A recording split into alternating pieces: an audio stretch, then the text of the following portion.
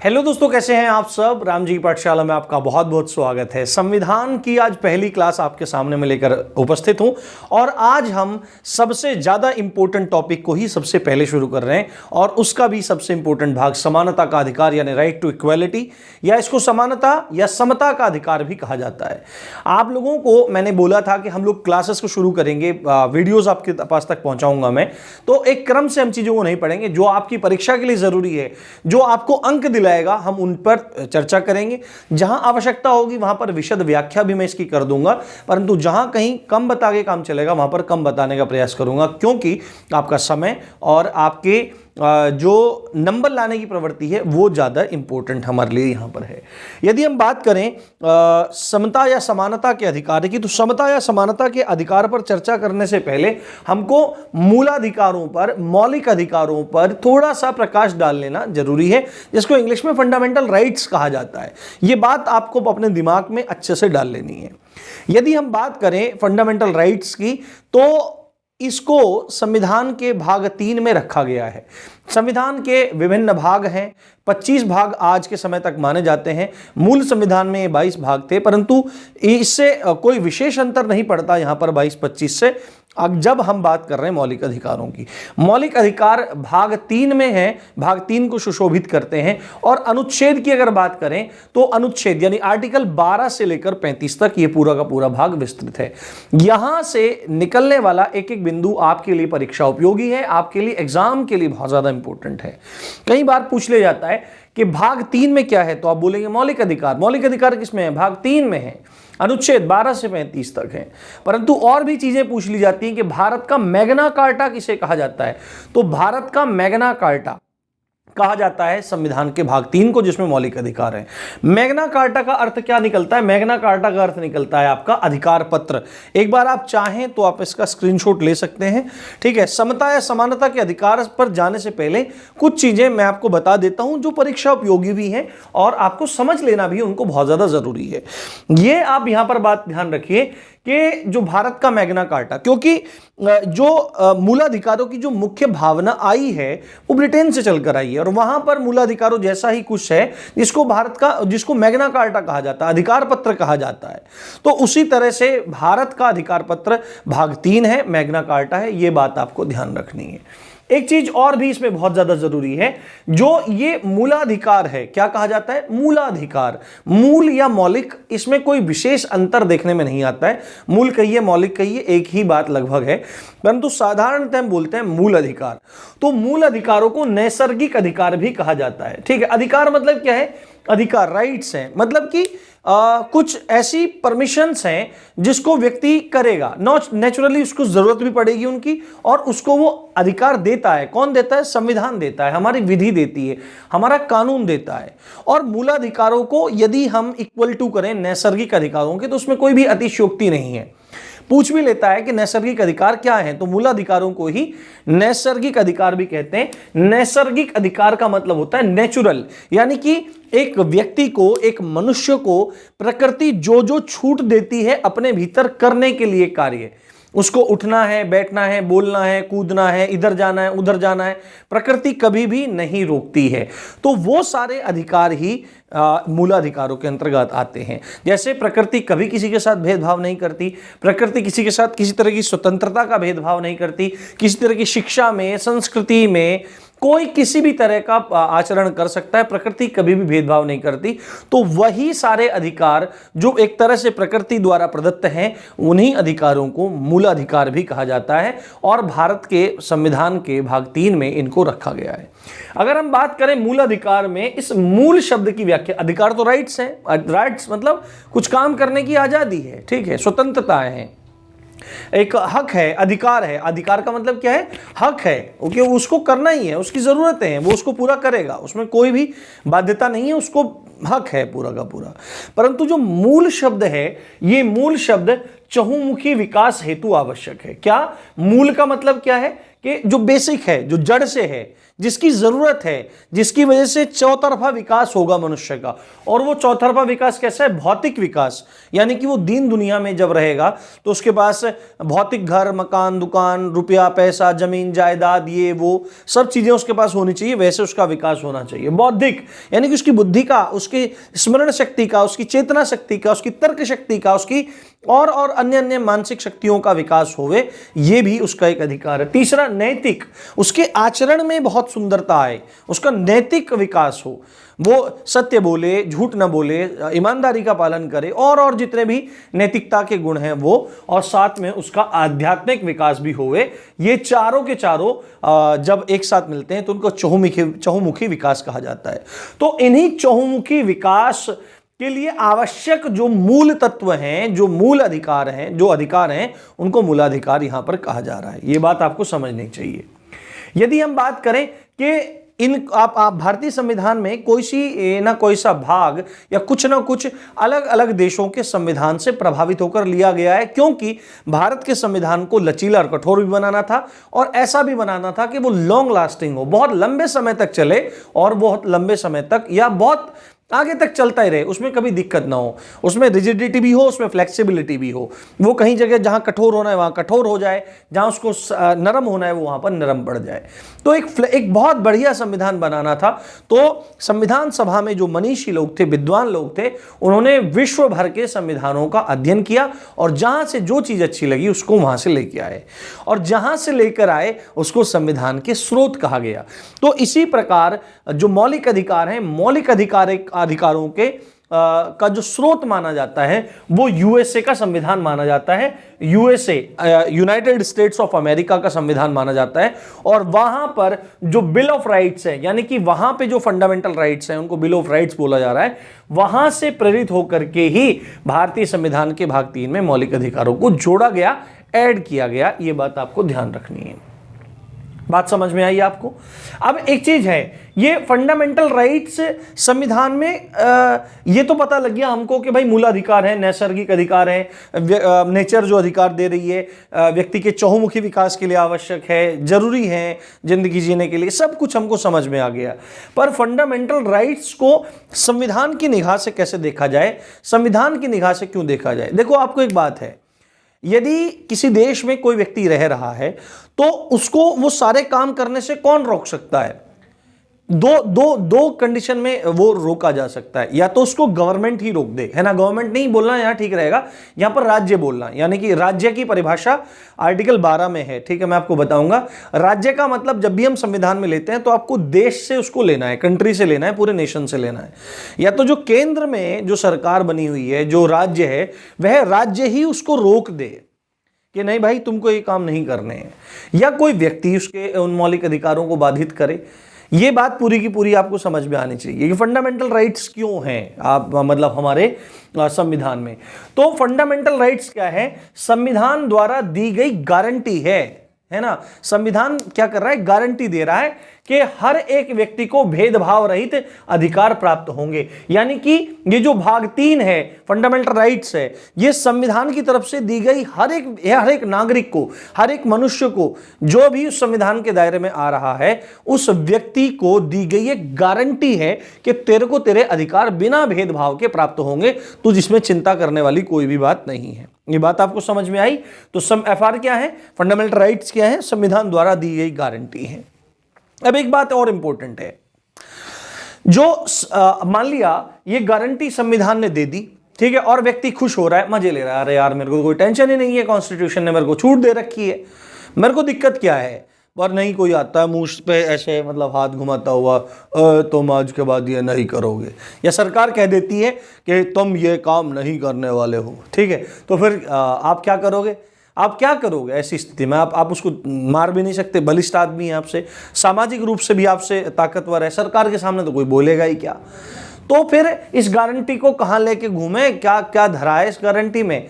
तो फिर तुरंत से क्या कहता है, संविधान का संरक्षक, संविधान का अभिभावक, संविधान का व्याख्याता, यानी कि उच्चतम न्यायालय या सर्वोच्च न्यायालय या सुप्रीम कोर्ट ऑफ इंडिया, है ना, supreme court of India, Bharat की सबसे ऊंची अदालत क्या कहती है? हम काहे को बैठे हैं यहां पर, है भाई, हम काहे को बैठे हैं हम यहाँ ही को बैठे कि तेरे को जो गारंटी संविधान चाचा ने दी है ना, संविधान ने जो तेरे को गारंटी दी है वो गारंटी हम पूरी करेंगे, हम देंगे। यानी कि यदि किसी भी व्यक्ति के मौलिक अधिकारों का हनन होता है तो न्यायालय द्वारा प्रवर्तनीय है। न्यायालय आदेश दे करके, हम आदेश देते हैं इस व्यक्ति के इन मौलिक अधिकारों का हनन रोका जाए और उसको इस व्यक्ति के मौलिक अधिकार प्रदान किए जाएं। तो मौलिक अधिकार क्या है? न्यायालय द्वारा प्रवर्तनीय हैं, प्रवर्तन में लाए जाएंगे, लागू करवाए जाएंगे। ये बात आपको ध्यान रखनी है। दूसरी एक बात है, आपातकाल की स्थिति 3 स्थितियां मानी गई हैं, आर्टिकल 352, 356, 360। 352 में राष्ट्रीय आपातकाल है, यदि युद्ध की स्थिति हो या कोई बाह्य देश हम पे आक्रमण कर दे या देश में शीत युद्ध जैसा या गृह युद्ध जैसी स्थिति या तख्ता पलट जैसी स्थिति आ जाए तो ऐसी स्थिति में राष्ट्रीय आपातकाल घोषित कर दिया जाता है। 352 में यदि किसी राज्य में संविधान के हिसाब से सरकार चलने में विफल हो गई है तो राज्यपाल की अनुशंसा पर, रिकमेंडेशन पर राष्ट्रपति उस राज्य में राष्ट्रपति शासन लगा देते हैं। और तीसरी स्थिति है 360 वित्तीय आपातकाल। यदि भारत में कभी ऐसी स्थिति बनी भी थी 1991 में जब एलपीजी रिफॉर्म्स आए थे, तो ये तीनों आपातकाल की स्थिति है। परंतु इसमें जो राष्ट्रीय आपातकाल की स्थिति है, इस राष्ट्रीय आपातकाल की स्थिति में आपके सारे के सारे जो मौलिक अधिकार हैं वो निलंबित हो जाते हैं, सस्पेंड हो जाते हैं। एक होता है सस्पेंशन, एक होता है टर्मिनेशन। सस्पेंशन का मतलब है कुछ दिन के लिए बाधित हो जाएंगे, फिर बाद में लागू हो जाएंगे। टर्मिनेशन का मतलब होता है हट गया तो हट गया बस, ठीक है। तो निलंबित हो जाते हैं। हिमालय देश पे किसने हमला कर दिया और कोई कह रहा है कि मैं तो स्वतंत्र हूं, बोलूंगा जाके, ये करूंगा, तो ऐसे कैसे पॉसिबल है? तो सारे के सारे जितने मौलिक अधिकार हैं सब के सब निलंबित हो जाते हैं छोड़कर 2 को, आर्टिकल 20 और आर्टिकल 21। आर्टिकल 20 क्या कहता है? अपराध के लिए 2 सिद्धि के संबंध में संरक्षण, 2 सिद्धि के संबंध में संरक्षण। इसके 3 प्रमुख भाग हैं। पहला भाग तो यह है कि जिस समय अपराध हुआ है उसी के हिसाब से सजा मिलेगी, उसी के हिसाब से सजा मिलेगी, आगे बताएंगे। दूसरा पॉइंट इसमें यह है कि एक कृत्य के लिए एक ही बार सजा मिलेगी, दोबारा हानि नहीं होगी। यदि चोरी एक बार कर ली है, सजा भुगत ली है, तो उसी अपराध के लिए दोबारा सजा नहीं मिलेगी। और तीसरी बात है, अपने खिलाफ गवाही देने के लिए किसी भी व्यक्ति को क्या नहीं कर सकते, हम लोग बाध्य नहीं कर सकते। ये बात पूरी की पूरी है आर्टिकल 20 में। अपराध के लिए दोष सिद्धि के संबंध में, दोष सिद्ध जो हो रहा है ना, उसके संबंध में संरक्षण है। और 21वां आर्टिकल है जीवन जीने की स्वतंत्रता, यानी प्राण एवं दैहिक स्वतंत्रता। आप ये दोनों चीजें किसी छीन नहीं सकते हो, दोनों ही बहुत ज्यादा इंपॉर्टेंट है। तो ये दोनों निलंबित नहीं होते, बाकी सारे के सारे निलंबित हो जाते हैं।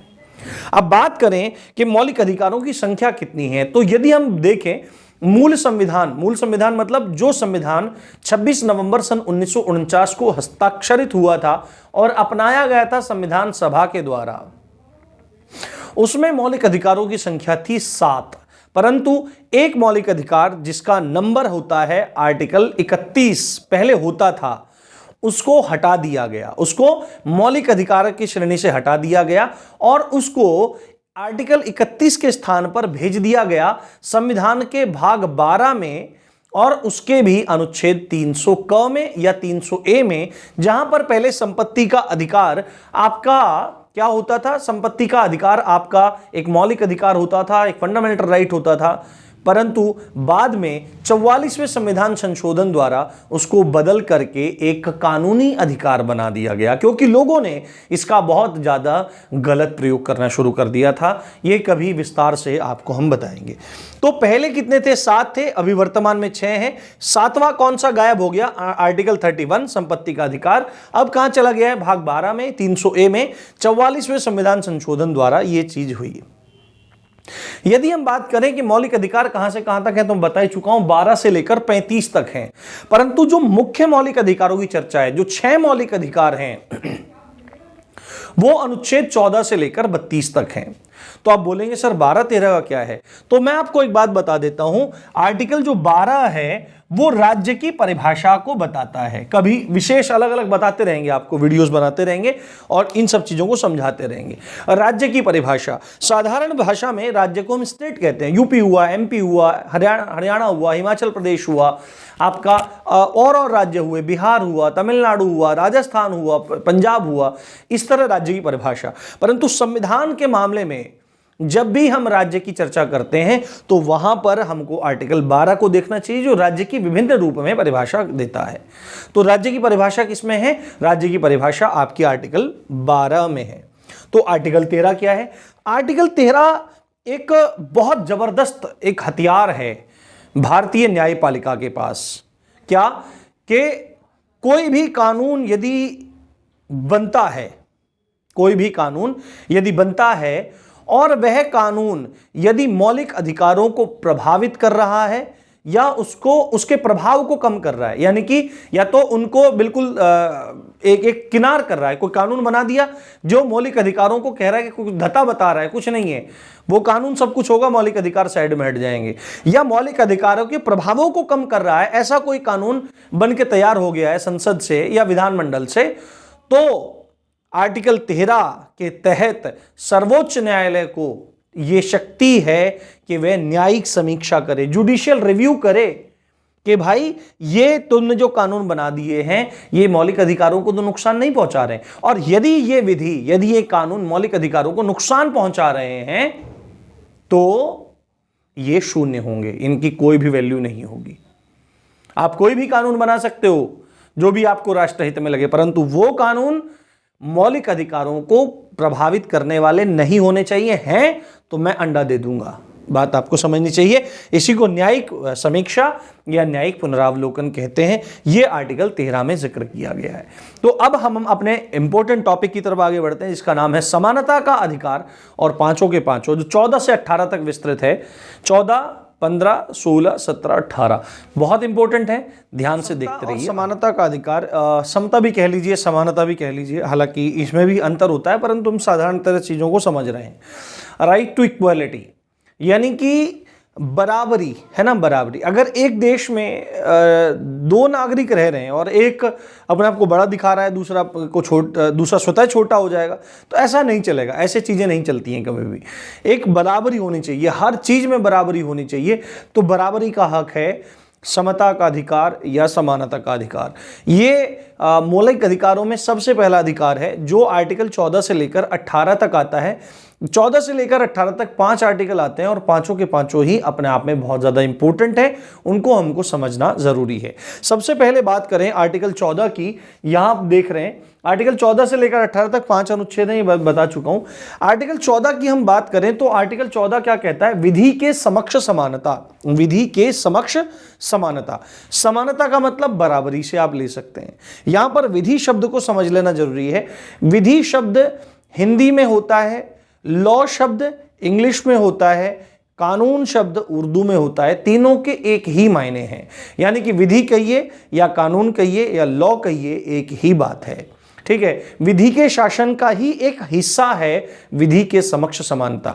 और समक्ष का मतलब के पास है ना, विधि जो है विधि के पास समानता, समक्ष मतलब पास समानता, यानी कि विधि के समक्ष समानता ये बात कह रहा है कि राज्य जो भी कानून बनाएगा वो सभी नागरिकों के लिए एक समान होंगे। अगर कोई व्यक्ति कोई अपराध कर रहा है तो उसके संबंध में राज्य कोई कानून बना रहा है, तो वो जो अपराध के लिए कानून बन रहा है, चाहे उस अपराध को फिर कोई करे, गरीब करे, अमीर करे, छोटा करे, बड़ा करे, जिस तरह से भी, छोटा बड़े की तो भावना थोड़ी अलग है, आईपीसी का मैटर थोड़ा अलग है। उसको कोई भी करे, अमीर करे, गरीब करे, बड़ा करे, छोटा करे, कोई भी करे उसको, वो सब पर समान रूप से लागू होगा वो जो कानून बनेगा।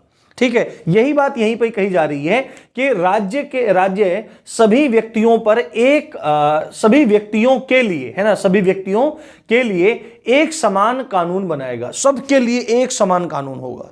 यह नहीं है कि अगर किसी व्यक्ति ने मर्डर कर दिया है और मतलब वो व्यक्ति बहुत अमीर व्यक्ति है तो उसकी जान बच जाएगी, चल भाई तू पैसे दे और तू 2 महीने में फारिग हो जा। और एक व्यक्ति सेम जुर्म करता है, मर्डर कर देता है, और तो उसको कहे तू गरीब है और तो तेरे को पैसे तो तेरे पास है नहीं या कुछ भी है, तू इसके लिए पूरी जिंदगी सजा भुगत। नहीं, अगर कोई अपराध करता है तो आजीवन कारावास उसे मिलेगा, तो उसे भी आजीवन कारावास ही मिलेगा।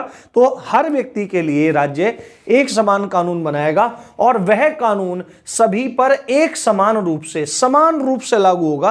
कोई छोटे बड़े का भेद, अमीर गरीब का, ऊंचे नीचे का भेद उसमें नहीं रखा जाएगा। यह है विधि के समक्ष समानता। किसको इंगित किया जा रहा है? राज्य को। कि राज्य को बताया जा रहा है कि भाई राज्य, तुम जब कानून बनाओगे तो कानून ऐसा तुमको बनाना है जो सभी नागरिकों के लिए समान हो और सभी नागरिक पर वो समान रूप से लागू होता हो। इसका कहने का मतलब क्या है कि कानून सबसे ऊपर है ना, कानून सबसे ऊपर है, कानून से ऊपर कोई भी नहीं है और सबके ऊपर है ना, सबके ऊपर है, सबसे ऊपर है और सबके ऊपर है। ये बात यहां पर कहने में आ रही है, परंतु इसके भी कुछ अपवाद हैं। यहां पर ज्यादा अपवादों की चर्चा नहीं करते, पर मैं आपको एक इशारा कर देता हूं। भारत का राष्ट्रपति भी एक नागरिक ही है, प्रथम नागरिक कहा जाता है, परंतु उनको उनके कार्यकाल के दौरान किसी भी अपराध के लिए या किसी भी कार्य के लिए उन पर अभियोजन या मुकदमा नहीं लिखा जाता। तो वो इसका अपवाद है। हालांकि यदि वो भी रहते हुए, राष्ट्रपति रहते हुए अपराध कर देते हैं तो उनको भी कानून के हिसाब से सजा मिलनी चाहिए, परंतु ये इसका अपवाद है। आर्टिकल 361 वो कहता है कि राष्ट्रपति या राज्यपाल जो भी हैं वो उन पर उनके सेवा काल में कोई भी मुकदमा इत्यादि नहीं चलाया जाएगा। ये इसका एक अपवाद है।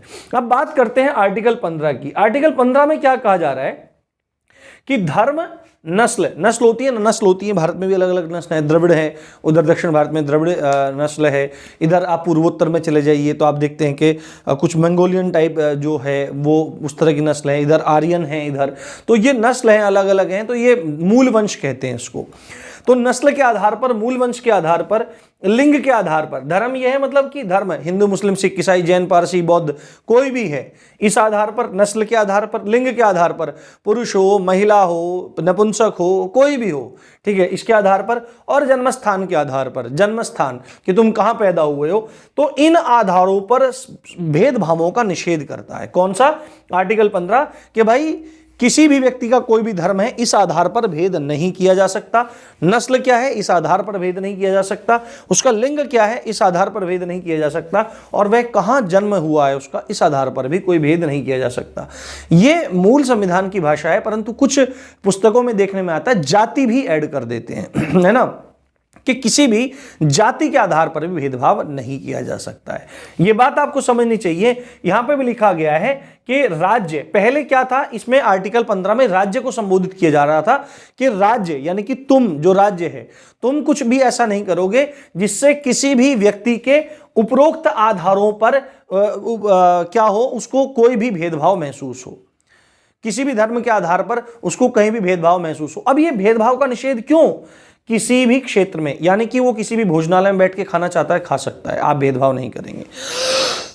वो किसी भी सिनेमा हॉल में जाना चाहता है, कहीं भी पढ़ना चाहता है, कहीं भी वो सार्वजनिक सुविधाओं का लाभ उठाना चाहता है, पानी पीना चाहता है, विद्यालय में पढ़ना चाहता है, कोई भी सार्वजनिक उपक्रम जो भी हैं जहां पर सारी दुनिया जा रही है, वहां पर राज्य बिल्कुल नहीं रोकेगा। धर्म के आधार पर, नस्ल के आधार पर, लिंग के आधार पर और जन्म स्थान के आधार पर कोई भी भेदभाव नहीं करेगा। पहले इसमें क्या था, राज्य था, परंतु अब जो इसमें संशोधन हुआ है तो उसमें राज्य या किसी भी व्यक्ति के बारे में बात है कि ना तो राज्य किसी व्यक्ति के साथ धर्म, नस्ल, लिंग और जन्म स्थान के आधार पर भेदभाव करेगा और ना ही कोई व्यक्ति इन आधारों पर किसी के साथ भेदभाव करेगा। यह आर्टिकल 15 आपका कह रहा है। यह बहुत जरूरी है और आवश्यक है। अगला बात करते हैं आर्टिकल 16। क्या? आर्टिकल 16 क्या कहता है? लोक नियोजन के विषय में अवसर की समानता। लोक नियोजन का मतलब कि पब्लिक में आपने कोई वैकेंसी निकाली तो उस वैकेंसी में सबको एक समान रूप से आपको अवसर देना है कि वो लोग अपनी जॉब पा सकें, गवर्नमेंट जॉब पा सकें।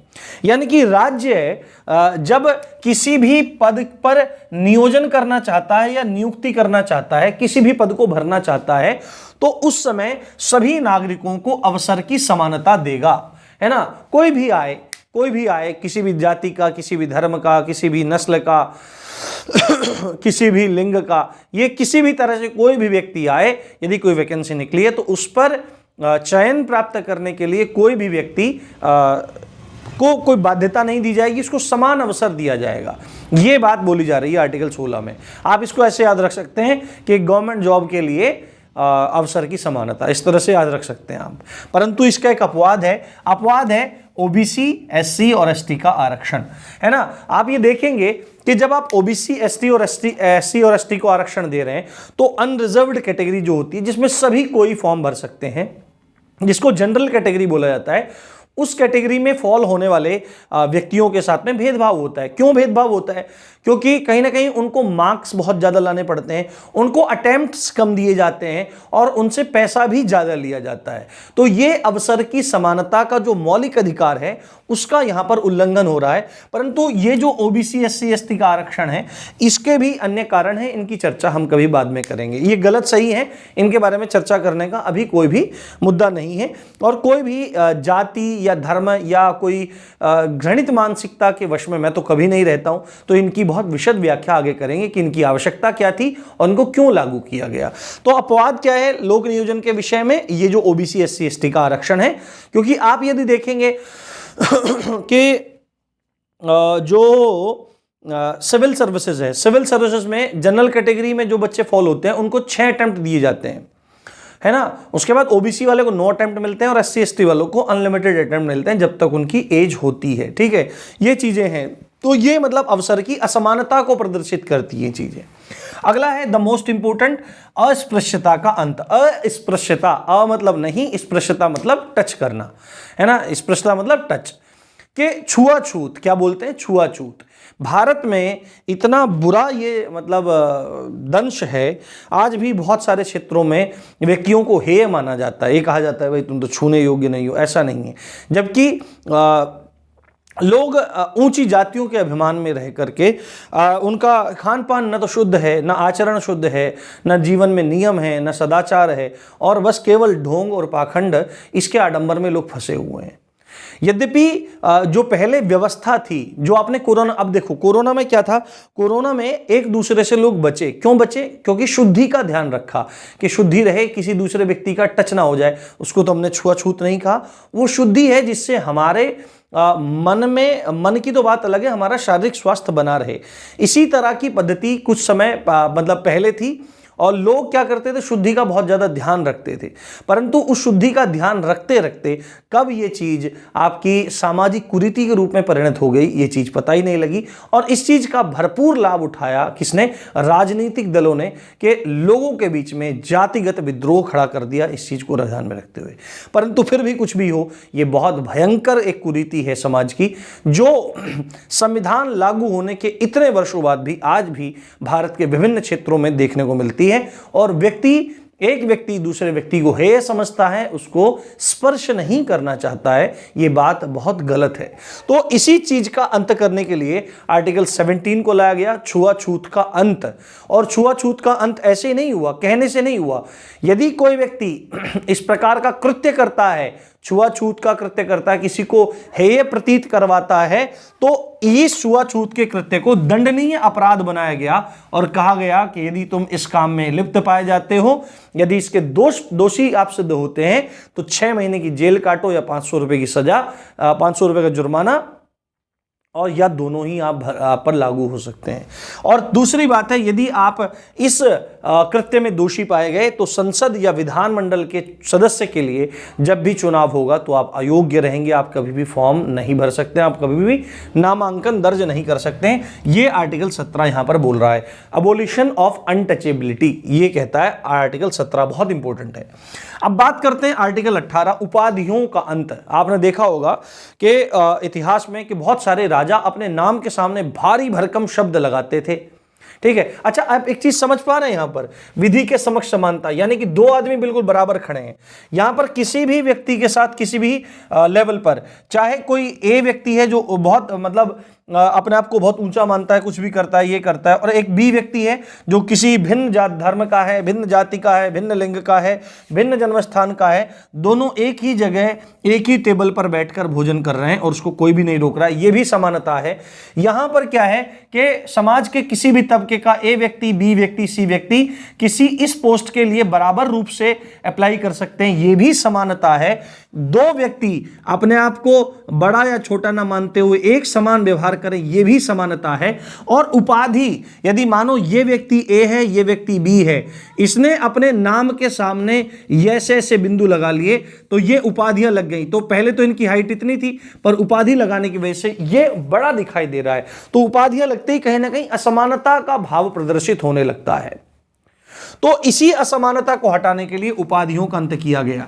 जैसे पहले लगाते थे राजाधिराज, महाराजाधिराज, ऐसे लगती थी, विक्रमादित्य, ये वो बहुत लंबी चौड़ी उपाधियां। राष्ट्रपति जी के पद के सामने महामहिम लगती थी, वो उपाधि भी समाप्त हुई बाद में।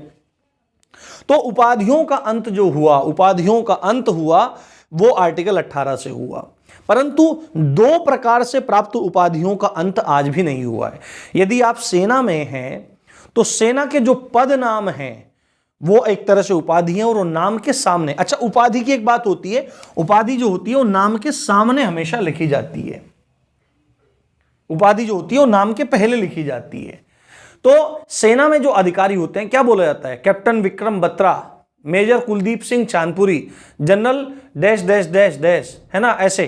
तो उपाधियां क्या सामने लग रही हैं, नाम के सामने लग रही है, उनको आर्टिकल 18 छूट दे रहा है।